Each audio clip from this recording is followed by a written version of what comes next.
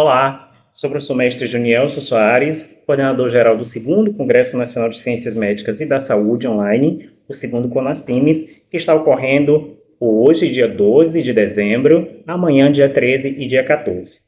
Quero desejar a todas e todos boas-vindas à segunda edição do CONACIMES. CONACIMES, que é organizado pela Builder Digital Cursos, com apoio da editora, da Wysen Editora, e da revista científica Journal of Education, Science and Health, a revista de Educação, Ciências e Saúde. E para ministrar essa primeira palestra do primeiro dia, eu tenho a honra de convidar aqui a doutora Aline Rocha Rodrigues, da UDESC, ela que vai falar sobre programas de governo e políticas de saúde. E ela é nutricionista, especialista em nutrição com ênfase em alimentação escolar, mestra em desenvolvimento territorial sustentável, doutoranda em planejamento territorial e desenvolvimento socioambiental e membro do grupo de estudos CIDAPOL, da Universidade Federal do Paraná e da Rede Internacional de Pesquisas Climáticas da UniOeste. Ela também é docente de graduação e de pós-graduação em diversas instituições de ensino superior e agenda de pesquisa voltada para as relações entre o meio ambiente, o desenvolvimento sustentável e as políticas públicas de alimentação e nutrição e saúde, com carreira voltada para políticas públicas de segurança alimentar e nutricional, docência e pesquisa. Então, doutora Aline, seja bem-vindo ao 2º CONACIMES. A fala é sua, fique à vontade, desejo a todos uma excelente palestra. Olá, sejam muito bem-vindas e muito bem-vindos ao CONACIMES, 2º CONACIMES. Meu nome é Aline Rocha Rodrigues, eu sou nutricionista, especialista em alimentação escolar, mestre em desenvolvimento territorial sustentável e doutoranda do Programa de Planejamento Territorial e Desenvolvimento Socioambiental. A gente vai fazer hoje uma conexão das ciências sociais, ciências políticas com as ciências da saúde. Vamos lá? Vou compartilhar a tela aqui com vocês. Só um pouquinho. Rapidinho, vamos fazer esse compartilhamento para a gente pensar essa nossa palestra aí, que fala de programas de governo e as políticas públicas da área da saúde.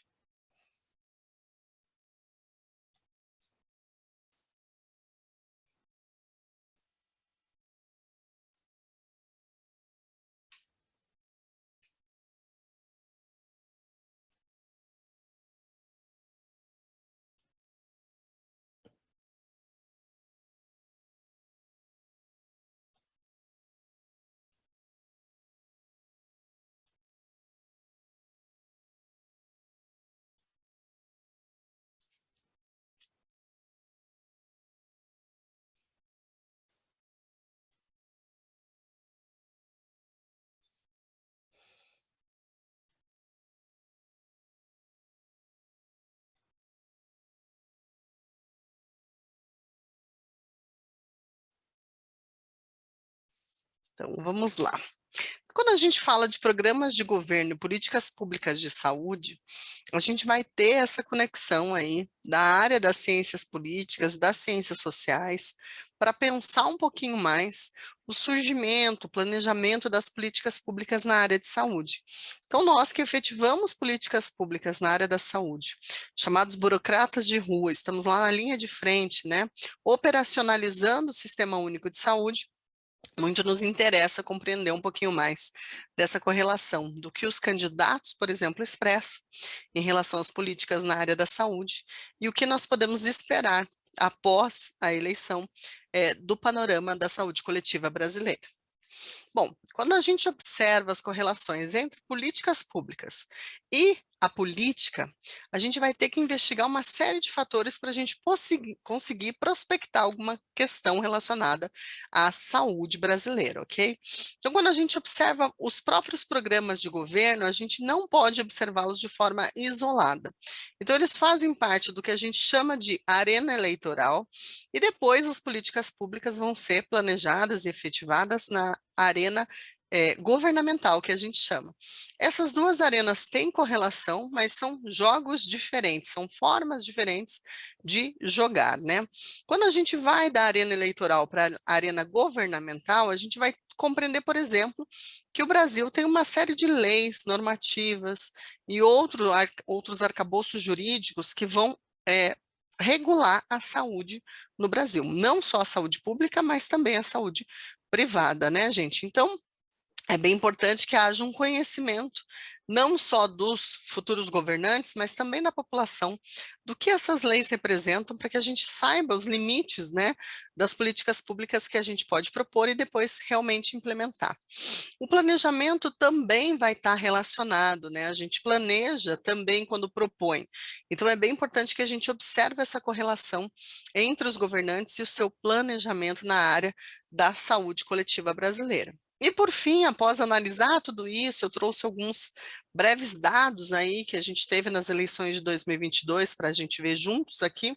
A gente pode prospectar, ou seja, a gente pode ter uma ideia, uma visão de como vai se desenrolar a saúde coletiva brasileira nos próximos 4 anos. Então, quais são os polos principais dessa nossa conversa de hoje?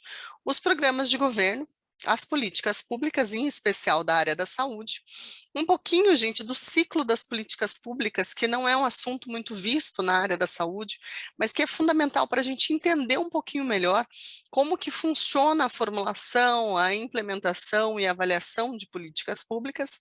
Trouxe também 2 tipos de políticas públicas bastante comuns na área da saúde, para a gente complementar esse conhecimento sobre o ciclo das políticas públicas, que tem relação direta com a participação social, que na saúde brasileira está garantida pela Lei 8142, e, por fim, as prospecções, o que a gente pode esperar, o que a gente pode prospectar aí para os próximos 4 anos aí da saúde coletiva brasileira, certo? Então vamos lá. Quando eu falo de programas de governo, é importante a gente ressaltar que desde 2009, eles fazem parte de uma reformulação da Lei 9504, que é de 1997. Essa lei também é conhecida como Lei das Eleições ou Lei Eleitoral. No artigo 11, essa lei vai dizer que as propostas que são defendidas pelos candidatos a prefeito, governador ou presidente devem ser parte do rol de documentos que vão efetivar a sua candidatura. Então, a partir de 2009, é obrigatório que esses futuros governantes, né, ou esses pretendentes a governantes, façam o depósito desse documento junto ao site do Tribunal Superior Eleitoral. E esse documento passa a ser público, então nós podemos ir lá, acessar e acompanhar esse documento. Então, percebam, existem 2 polos diferentes nos quais a gente pode pensar nessa observação aí dos programas de governo. O primeiro é como cidadãos. Então, enquanto cidadãos, nós podemos ter acesso às propostas que os candidatos defendem durante a sua eleição, né, durante o período eleitoral. Então, quanto cidadão, eu vou observar, vou fazer a leitura, né, eu trouxe aqui 2 exemplos de programas diferentes, né, de candidatos diferentes e de anos diferentes, para a gente observar que a gente consegue baixar esse documento e ler na íntegra, entendendo quais são as proposições, qual é a visão de mundo que esses candidatos têm. No outro polo, nós temos a pesquisa científica, inclusive na área da saúde. Então, nós podemos sim fazer análise desses programas de governo de forma científica, com metodologias advindas das ciências sociais, para que a gente possa compreender um pouquinho melhor qual é a conjuntura política que a saúde coletiva brasileira está tendo, né? Então, a gente consegue fazer uma análise aí muito qualitativa desses dados que esses programas de governo nos fornecem. Então, é sempre importante a gente observar sobre esse panorama aí, a documentação que a gente tem acesso, ok? Gente, trazendo já um pouquinho de ciclo das políticas públicas, quando a gente fala em propostas de governo, programas de governo, proposições dos governantes, né, ou dos candidatos ao governo, a gente precisa pensar em 4 polos diferentes que estão diretamente relacionados. Então, quando a gente pensa numa política pública, aqui em especial a gente está falando das políticas públicas de saúde, mas isso se aplica a políticas públicas de qualquer área. Então, quando a gente observa, a gente tem um polo chamado planejamento. Nesse polo, a gente tem o ponto de partida das políticas públicas, é onde elas começam, onde elas nascem, né? Então, quando a gente observa esse planejamento, ele é fundamental para que a gente possa ter um maior controle sobre os gastos, sobre a efetivação e sobre a própria qualidade de vida da população. Só que quando a gente planeja, a gente não pode estar desfocado de uma questão fundamental que é o orçamento. Então, para todo planejamento, a gente deve sim, principalmente na área pública, no setor público, na área de governança, observar o orçamento, né? As questões financeiras, elas devem ser muito bem observadas, porque se a gente tem uma questão orçamentária importante, negativa, como a gente vai conseguir efetivar determinadas políticas, né? Será que a gente não vai ter que trabalhar com o que já está efetivado, modificando, né, fazendo alguns ajustes? Então, a questão orçamentária, ela é o ponto principal quando a gente pensa em planejamento, justamente porque a gente tem uma lei de responsabilidade fiscal, a gente tem um teto de gastos e qualquer política pública que a gente vai efetivar, na sua grande maioria, depende aí de verba pública, né?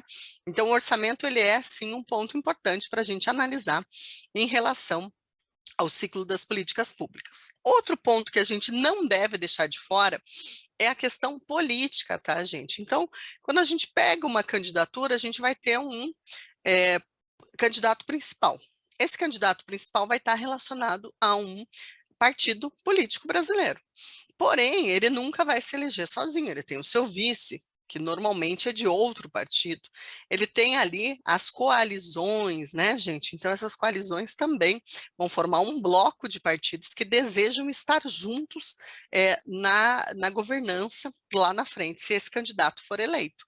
Então, é bem importante a gente observar essas questões políticas envolvidas, porque muitas vezes a gente vai ter partidos com ideologias ligeiramente diferentes, unidos numa mesma coalizão para que a gente possa chegar lá à candidatura, ao vencer as eleições.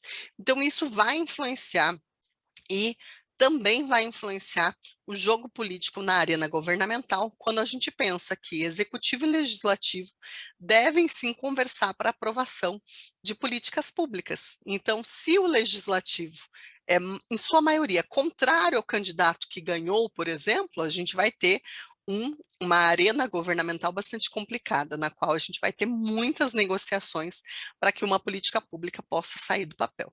E isso sim importa, porque a gente pode planejar muitas coisas que não serão efetivadas pelo jogo político, tá? Então a gente tem que estar atento a esse panorama geral, ok?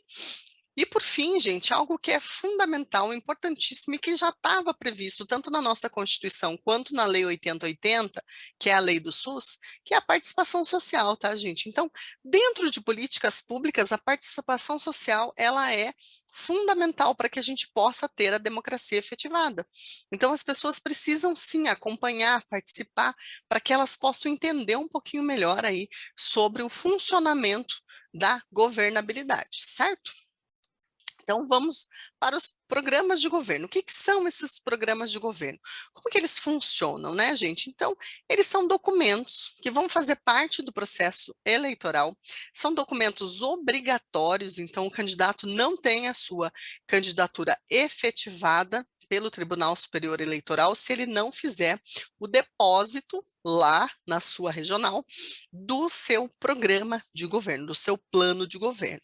Então, a gente tem esse documento aí dentro do rol de documentos imprescindíveis para que o candidato possa ser dito como elegível, ok? Então, quando você vai votar, por exemplo, você leva o seu documento com foto e também o seu título de eleitor. Sem isso, você não consegue votar. No caso dos candidatos, eles vão ter uma série de documentos ali que são exigidas pelo Tribunal Superior Eleitoral, dentre eles um programa de governo, ou seja, um planejamento do que ele pretende fazer durante o seu mandato, tá? Isso é obrigatório. Não existe hoje uma norma. Um programa de governo tem que ter 10, 20, 30 páginas, tem que ser em texto corrido, tem que ser dividido em áreas. Isso não existe. A única coisa que existe é a obrigatoriedade, mediante lei, como eu falei para vocês, a lei eleitoral, de que esse documento seja depositado junto ao TSE e depois publicizado para a população pelo próprio TSE. Mas a gente não tem ali uma obrigatoriedade no formato. Então, a gente vai encontrar programas de governo na forma de PowerPoint, a gente vai encontrar programas de governo texto corrido, de 10 páginas, de 500 páginas. Então, existe uma grande gama de documentos diferentes quando a gente fala de programas de governo. Outra questão importante para a gente ressaltar é que não existe um nome específico aqui no Brasil para esse documento. Então, algumas pessoas vão chamar de programas de governo, outras vão chamar de propostas de governo, planos de governo, propostas eleitorais, programas eleitorais. Então, existem muitos sinônimos, né?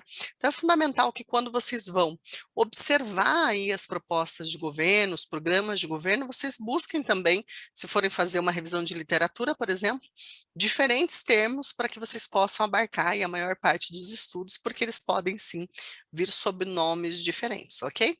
Para que eles servem? Então, a intenção de produzir um documento é trazer as propostas principais de acordo com as áreas de atuação para um determinado candidato que representa um determinado partido e as suas coligações, baseado na ideologia. É claro que existe essa ideia, mas a gente vai observar também que o que a sociedade está trazendo de problemas e a eleição, ou seja, o ganho de votos, também se relacionam com os programas de governo. Então, não necessariamente um partido de esquerda e outro de direita vão ter programas de governo totalmente diferentes, porque eles buscam os votos, inclusive eles buscam os votos do seu candidato oponente, né? Então, muitas vezes isso vai fazer, e a literatura traz isso, com que os programas de governo de esquerda e direita se aproximem muito por conta dessa competição, dessa arrecadação de votos, tá? Então, a gente vai perceber e trazer na nossa mente essa ideia de que os programas de governo, eles vão representar, sim, parte da ideologia de um determinado partido e candidato, mas eles também vão ser instrumentos de busca de votos. E por esse motivo, eles vão trazer ali propostas que são aquelas que, historicamente, ganham votos, ok? Então, bem importante a gente guardar essa ideia na nossa mente durante essa nossa conversa. E qual que é o real compromisso, né? Então, a gente vai tratar de propostas, tá, gente? Então, lógico que nós devemos acompanhar, mas nós devemos também ter essa compreensão, principalmente quanto pesquisadores, essa compreensão maior de que ali são propostas, algo que vai depender de N outros fatores para ser efetivado. Então, quando a gente observa um programa de governo e depois a gente vai fazer uma análise, por exemplo, dos 4 anos de governança daquele candidato, a gente vai ver diferença sim, porque elas vão estar relacionadas com a arena governamental que eu falei para vocês, a relação entre o executivo e o legislativo, elas vão estar relacionadas com equipamentos públicos, com orçamento, e com as coisas que vão acontecendo no decorrer desse governo. Então, de repente, lá na eleição, o governo tem uma ideia fixa de resolver um determinado problema. No decorrer da sua candidatura ali, do seu governo, ocorrem fatores outros. Ah, quebrou a Bolsa de Nova York. A gente vai ter uma questão muito importante para lidar, econômica, e que vai fazer com que aquele programa, com aquele planejamento que foi feito lá na eleição, acabe sendo sucumbido pelas questões que estão acontecendo naquele momento, tá? Então, quando a gente pega um incumbente, que é como a gente chama aí o governador, o prefeito ou o presidente, a gente vai observar uma série de questões que são, sim, fundamentais para que ele possa ou não desenvolver o seu programa de governo conforme ele planejou durante as eleições, certo? Eu trouxe aqui para vocês um survey que fez uma pesquisa entre a população sobre quais as áreas que elas entendiam agora, na eleição de 2022, fundamentais para esses novos governantes. Então, as pessoas eram perguntadas, o próximo presidente deve dar mais atenção a qual desses temas? E aí, após eles realizarem esse survey, eles chegaram à conclusão que 56% da população brasileira diz que o presidente tem que dar muita atenção para a área social. 31% disseram que não, tem que ser a economia o carro-chave do próximo governante.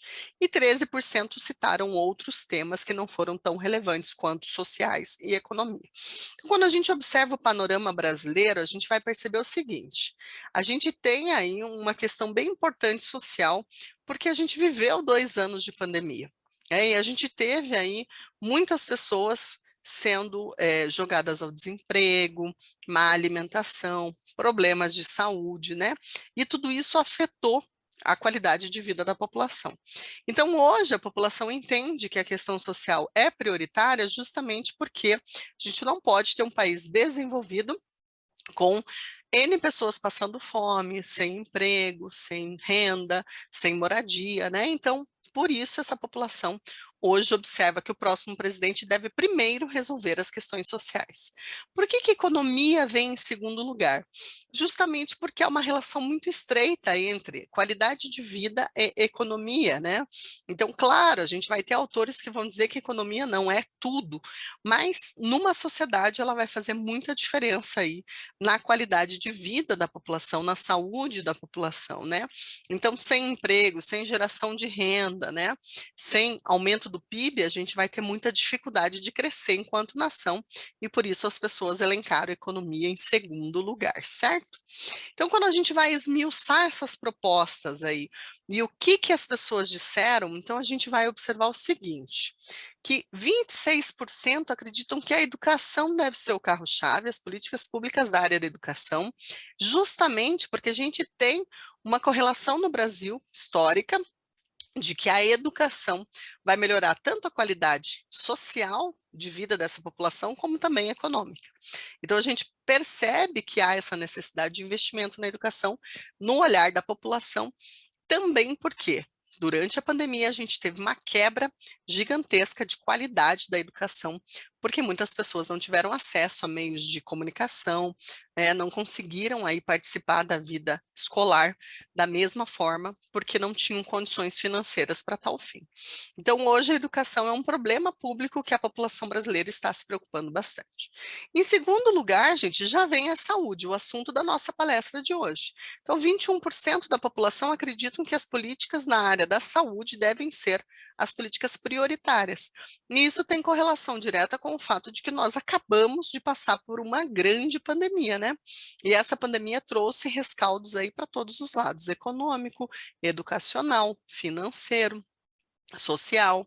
Então, a gente tem essa relação de que a população percebe que hoje o Sistema Único de Saúde necessita de um olhar mais aprofundado do próximo presidente para que a gente possa, entre aspas, colocar a nossa casa em ordem.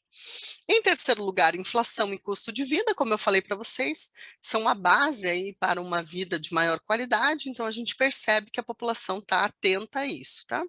Depois vem desemprego, fome, miséria, violência, corrupção, meio ambiente, salário, outros, e 1% aí de pessoas que não sabem ou não responderam. Então, se vocês perceberem, os 4 primeiros pontos ali, educação, saúde, inflação e custo de vida e desemprego, são as preocupações principais, o grande bloco de preocupações da população brasileira em relação às propostas de políticas públicas dos próximos presidentes. Isso diz muito sobre a realidade que a gente vive no Brasil hoje, ok? E aí a gente vai trazer aí as áreas prioritárias versus a intenção de votos no primeiro turno, né? Então, quando a gente analisa os programas de governo de determinados candidatos, e aqui eles trouxeram os candidatos mais bem cotados durante as eleições aqui de 2022, a gente vai ter aí um número de propostas, por exemplo, de 27% do Luiz Inácio Lula da Silva na área da educação, Jair Bolsonaro 24%, Ciro Gomes 26% e Simone Tebet 35%. Quando a gente vai para a área que a gente mais quer analisar aqui nessa palestra, a gente tem 19% do Luiz Inácio, 21% do Bolsonaro, 21% do Ciro Gomes e 27% da Simone Tebet. Então, a gente percebe, por exemplo, né, a análise do programa de governo, a observação de quais pontos são prioritários, do que a gente consegue identificar como área de atuação e as intenções de voto dos eleitores brasileiros em cada um dos candidatos. Então, é bem importante a gente observar o quanto a gente tem aí preocupações mais exacerbadas num determinado polo e outras menos em outro determinado polo, dentro das possibilidades de área de atuação dos governantes, né? Essa é uma pesquisa que foi feita aí pelo IPESP e pela Associação Brasileira de Pesquisadores Eleitorais, ok? Então é bem interessante a gente olhar, né, enquanto pesquisador, essas análises, tanto no polo dos governantes, quanto no polo dos eleitores. Então, são dois polos diferentes, que trazem informações diferentes, mas que, para quem pesquisa a área de saúde, voltada à área de ciências sociais, é fundamental fazer essa interpolação entre o polo dos governantes, dos candidatos, e o polo dos eleitores, para que a gente possa compreender um pouquinho mais o panorama brasileiro, ok? Como eu falei para vocês, o que importa a gente entender quando a gente observa ali quantas políticas públicas estão sendo propostas em cada uma das áreas, é compreender o ciclo das políticas públicas. Porque após a eleição, é necessário que eles sigam uma série de protocolos para que essas políticas saiam do papel e passem a fazer parte do arcabouço de políticas públicas brasileiras. Então, quando a gente observa, por exemplo, o ciclo das políticas públicas, a gente vai ver 3 áreas prioritárias na qual a gente precisa trabalhar para colocar uma política pública em funcionamento. Então, a gente vai observar o eixo de formulação, o eixo de implementação e o eixo de avaliação. Dentro da formulação, gente, nós vamos observar problemas públicos. Eu acabei de falar para vocês, né, da educação prejudicada pelo acesso a tecnologias, da saúde pública muito alijada por uma pandemia, por problemas relacionados à Covid longa, que ainda requer tratamento, aumento e queda de casos de Covid e internações. Então, tudo isso faz parte de problemas públicos pelos quais hoje o Brasil está passando. O governador, né, o governante que entrar lá para o seu mandato, ele vai precisar fazer escolhas. E eu falei para vocês, as escolhas vão depender da pressão popular, da participação social, vão depender do orçamento, vão depender da ideologia partidária do candidato, vão depender da relação executivo-legislativo, entre N outras coisas, ok? Então, a gente vai ter que fazer escolhas de quais problemas vão ser resolvidos. Uma das teorias em políticas públicas, gente, é que nós vamos ter N problemas e poucas soluções, seja por equipamentos, seja por recursos humanos, financeiros. Então, a gente vai precisar, sim, sempre escolher. Existem infinitos problemas e finitas soluções. Então, a gente vai ter que fazer escolhas, tá? E essas escolhas vão determinar o que compõe a nossa agenda pública, ou seja, quais são os problemas prioritários que vão ser resolvidos. A partir da formação da agenda pública, a gente vai para soluções e tomadas de decisão. Então, a gente já passa para a parte de implementação. Então, a gente vai ter a intenção em ação. Então, como a gente pode resolver aquele problema? Observando como a gente pode resolver o problema, a gente precisa recorrer à nossa caixa de ferramentas. Como eu falei para vocês, eu posso ter um problema para resolver e posso não ter profissionais de saúde para resolver esse problema. Posso não ter equipamentos públicos para resolver esse problema, né? Posso não ter dinheiro suficiente para resolver esse problema. Então, é fundamental que, dentro da implementação, após decididos quais são os problemas que serão resolvidos, que a gente observe qual é o objetivo dessa política pública e, objetivando ela, a gente recorra à caixa de ferramentas para elencar tudo que é necessário para resolver esse problema. E, por fim, ainda da implementação, a gente vai para a execução da política pública. Então, a gente vai colocar essa política pública para funcionar. E aí entramos nós, né, burocratas de rua, que estamos lá nas UBSs, nas UPAs, nos hospitais, nos setores administrativos, fazendo a implementação dessas políticas públicas. E, por fim, após implementada, a gente vai para a área de avaliação. Então, é bem importante que a gente perceba que no Brasil a gente faz, sim, a avaliação de políticas públicas, mas a gente tem um sério problema com esses dados, né? Então, é a área hoje onde menos se produz conhecimento, a área da avaliação de políticas públicas. Muitas vezes porque esses dados não são disponibilizados ou porque a gente não consegue encaixar essa forma de avaliar em metodologias específicas para que a gente possa fazer aí uma análise para fora do setor público, ok? Então, a gente vai observar dentro da avaliação qual foi a abrangência dessa política pública. Então, aquele objetivo que a gente colocou na intenção de ação, ele foi cumprido? Ele conseguiu abranger toda aquela população que a gente imaginava? Quais foram os impactos positivos e negativos, tá, gente? Então, é importante observar esses dois polos diferentes.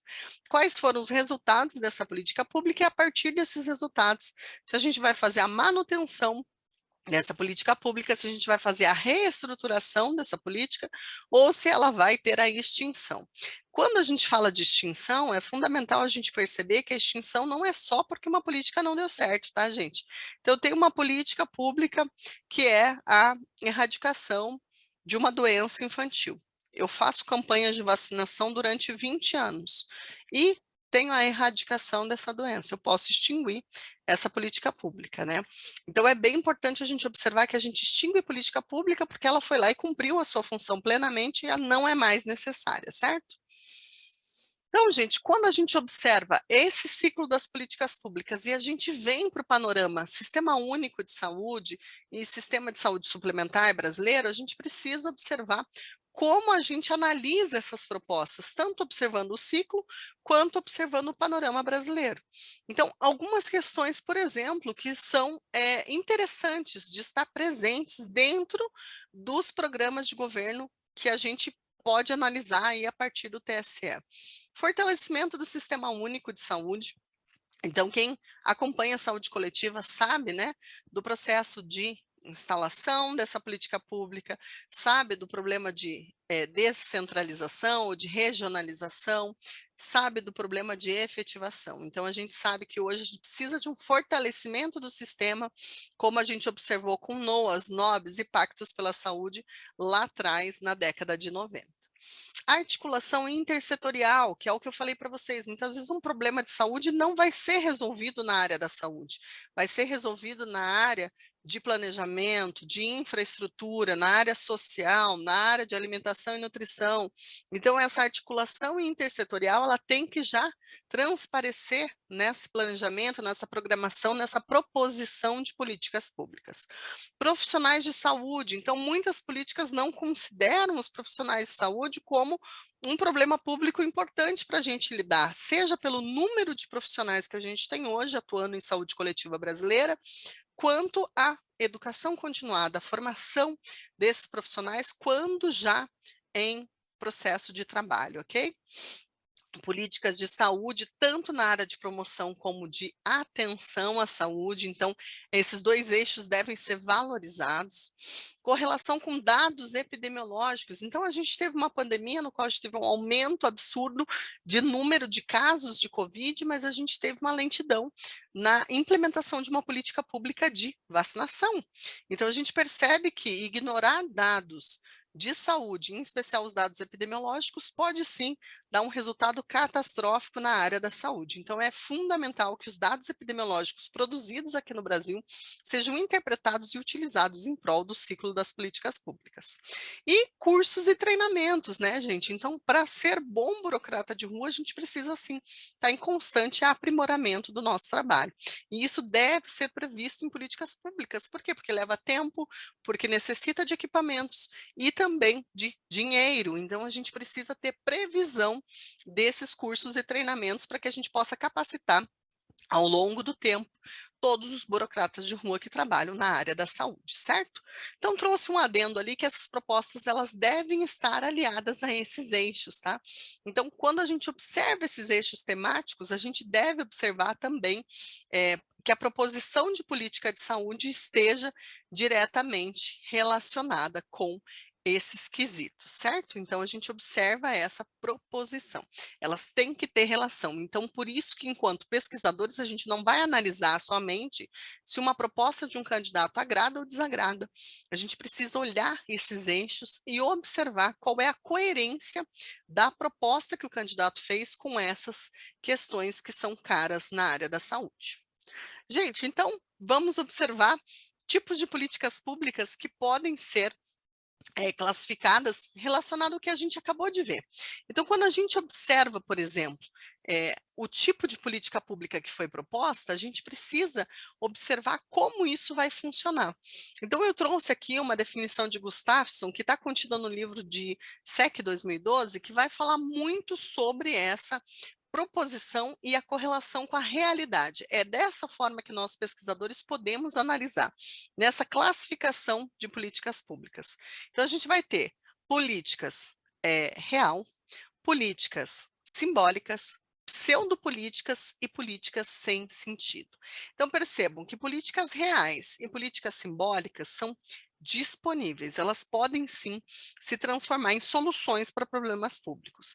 Já pseudopolíticas e políticas sem sentido, elas são indisponíveis, elas não conseguem se efetivar enquanto solucionadoras de problemas públicos. Então, o que é importante a gente analisar? Se a gente consegue sim, e nós, enquanto profissionais da área da saúde, temos essa capacidade de verificar se uma política pública ela é efetiva ou não, se ela é real, simbólica, pseudopolítica ou uma política sem sentido. Então, por exemplo, nós temos uma grande política aqui no Brasil de suplementação de ferro. E aí nós temos, numa dada época, a distribuição de ferro na rede pública de ensino para todo e qualquer estudante. E, deste modo, a gente acabou, em muitos municípios, optando por vincular essa suplementação de ferro com a alimentação escolar. Então, muitos municípios faziam a suplementação ali junto ao servimento da alimentação escolar, porcionando aquele pozinho de suplementação de ferro sobre a alimentação. Porém, essa suplementação específica tinha um gosto muito forte, que modificava o gosto do alimento e fazia com que os estudantes rejeitassem, em sua grande maioria, a alimentação. Então, 2 pontos que a gente precisa observar nessa política sem sentido, no meu entendimento. O primeiro ponto é a falta de uma análise de diagnóstico nutricional para a gente entender quem realmente necessita de suplementação de ferro porque tem anemia ferropriva e quem não necessita. Então, separar essas duas populações, que necessitam e que não necessitam de suplementação de ferro, é um ponto fundamental para a gente economizar dinheiro e para a gente ser mais assertivo, ou seja, sair de uma política sem sentido para uma política real. O segundo ponto é quanto de dinheiro a gente gasta para suplementar para todos e que poderia fazer com que a gente comprasse um suplemento de maior qualidade, que não interferisse no sabor da comida e que sim pudesse ser aí bem aceito pelos escolares.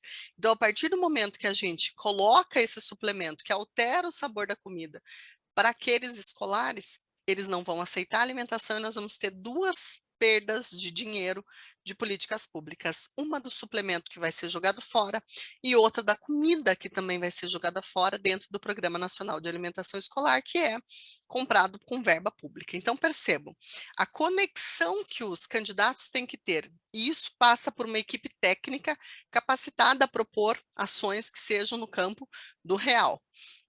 A gente precisa ter essa correlação, porque senão há um desperdício de dinheiro público e uma política pública que não vai resolver um problema público, ok?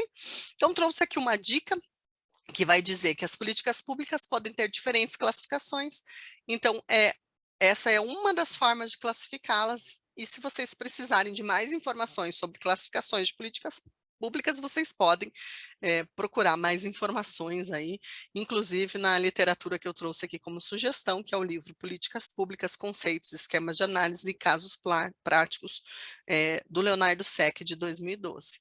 Então, é só uma forma da gente analisar, em especial, uma forma muito interessante para os programas de governo, no qual a gente consegue classificar as políticas que estão sendo propostas dessas 4 maneiras diferentes, e dessa forma a gente analisar esse programa de governo no campo do real e da política simbólica. Então a gente consegue verificar o quanto é extraído dali que vai mesmo resolver problemas públicos e o quanto não vai servir para nada, ok?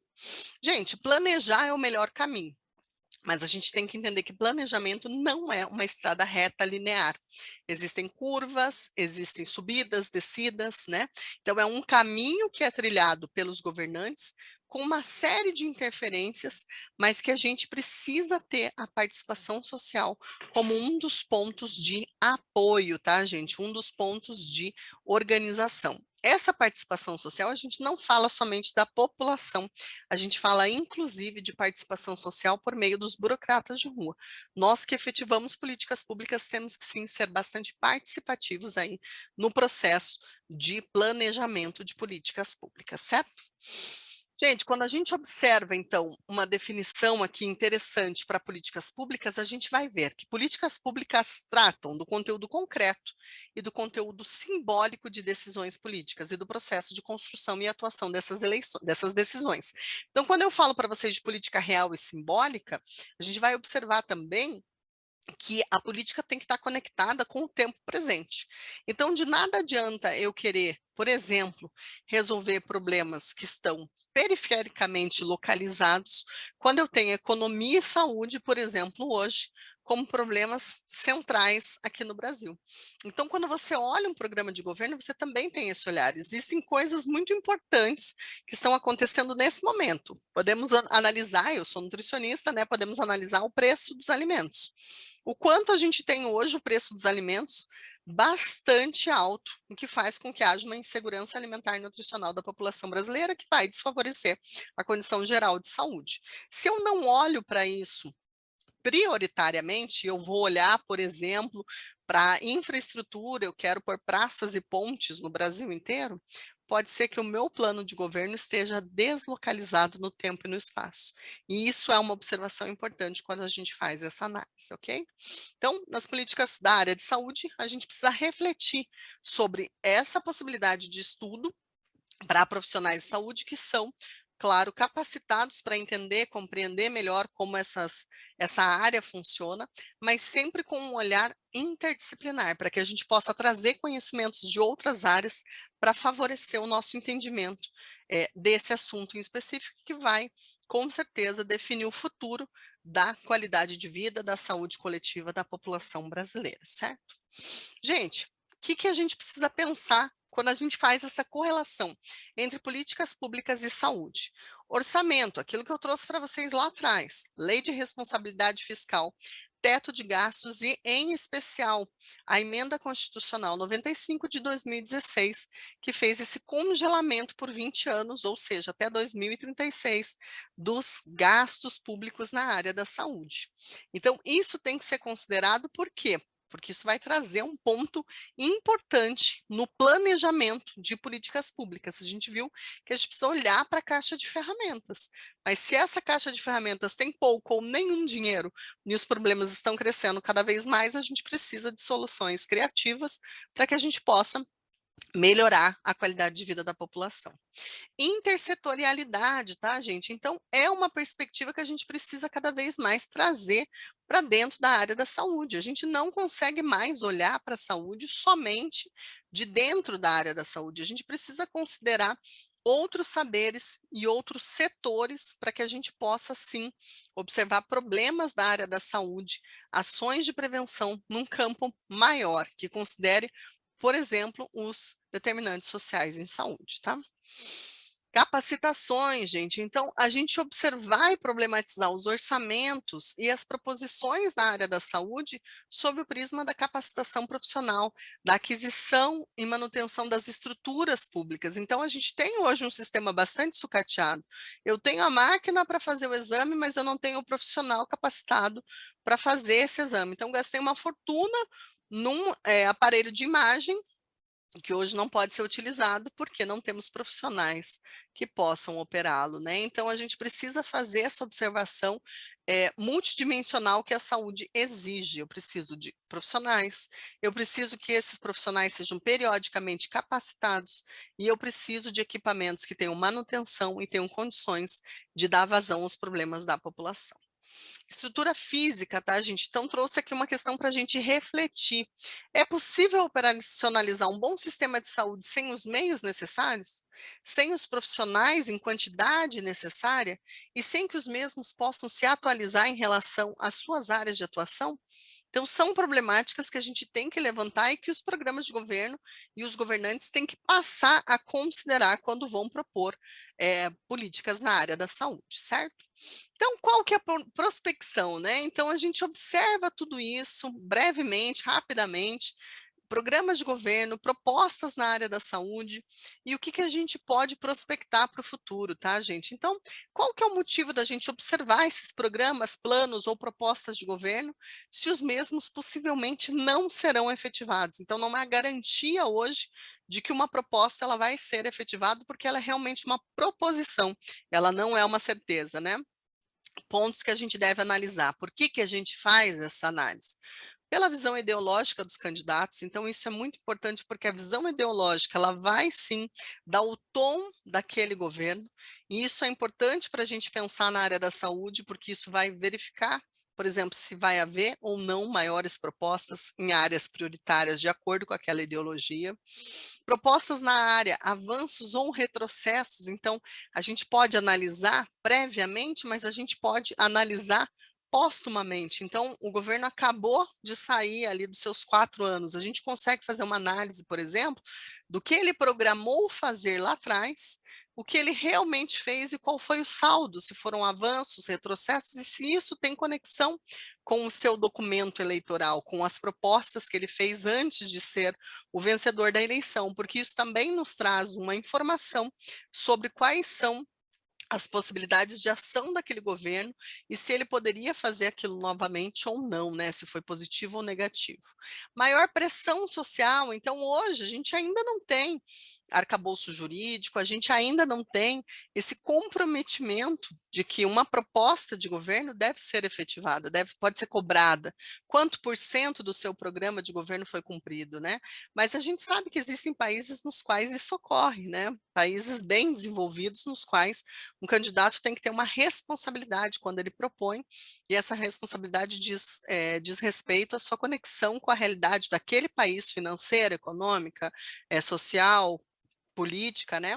Então a gente tem essa pressão social, principalmente trafegando na área da participação social, da participação dos eleitores e também dos burocratas de rua na cobrança, né? Das áreas prioritárias que aquele governante, enquanto candidato, prometeu e que depois ele possa fazer o cumprimento disso, tá?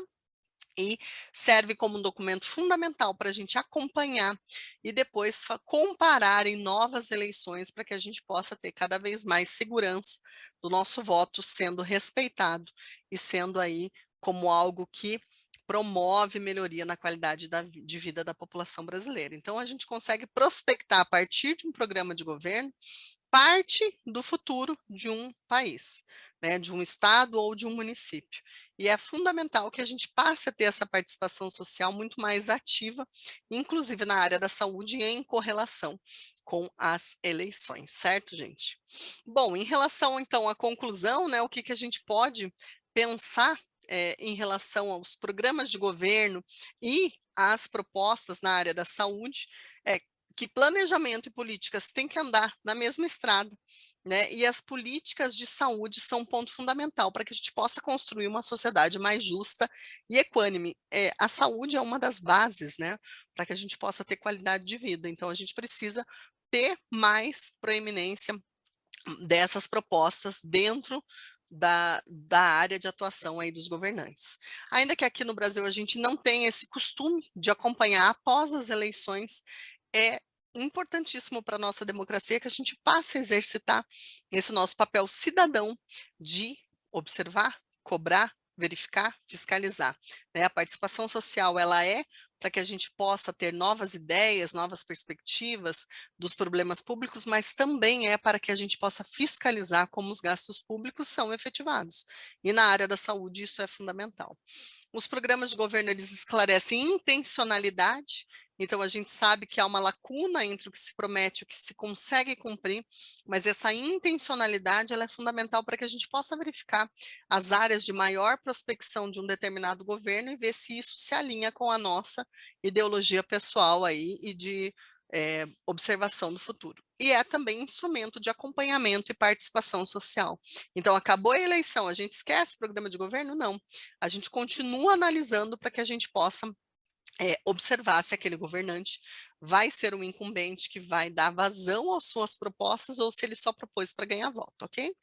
E, por fim, trata-se de um novo campo de estudos e reflexões que podem sim fazer parte da agenda de pesquisa dos profissionais de saúde. Então, cada vez mais a interdisciplinariedade, a intersetorialidade vem sendo evocada para que a gente possa compreender problemas complexos que não trafegam somente na área da saúde, mas sim em diversas áreas. E para isso a gente tem aí esse novo campo de atuação, ok, gente?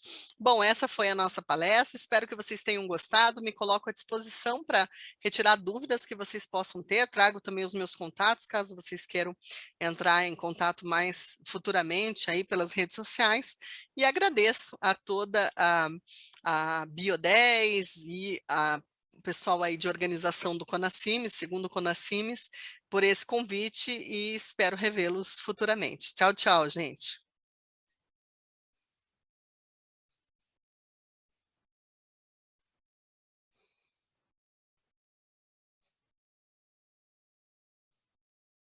Muito bom. Parabéns à doutora Aline Rocha pela excelente palestra e eu agradeço em nome de toda a comissão organizadora do Conacimes 2022. A gente tem a nossa próxima palestra, então sejam todos convidados a continuar acompanhando a programação do evento. Até lá!